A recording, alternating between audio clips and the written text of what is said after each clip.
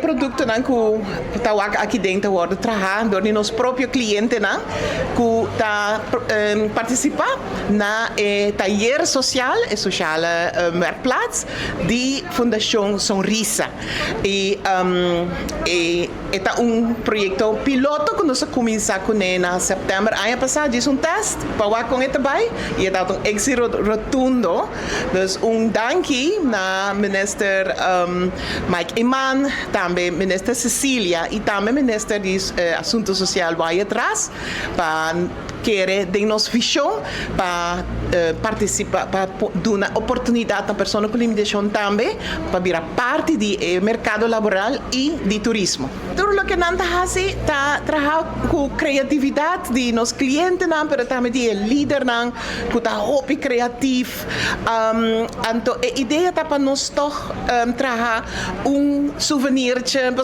rond na Welcome Plaza tem hopi souvenir, me mesa cada rond kirato. Pero essa aqui não está trabalhando na mão com para os clientes, pois turistas que trabalham aqui com o barco no cruzeiro, não está solamente vai com souvenir de Aruba, não vai com pida alma de Aruba. Essa aqui é começar ano passado, nós somos cercados do ministério e com nós podemos cooperar e chega na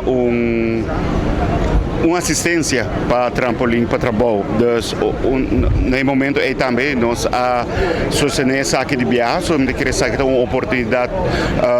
para nós demonstrar também que toda gente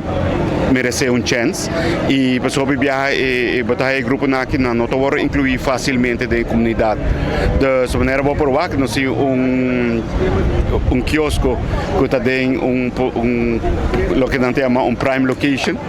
Seguramente essa aqui está dando nossa oportunidade também para demonstrar na nossa comunidade, para os visitantes também que toda gente está incluída no mundo aqui da nossa comunidade na Aruba.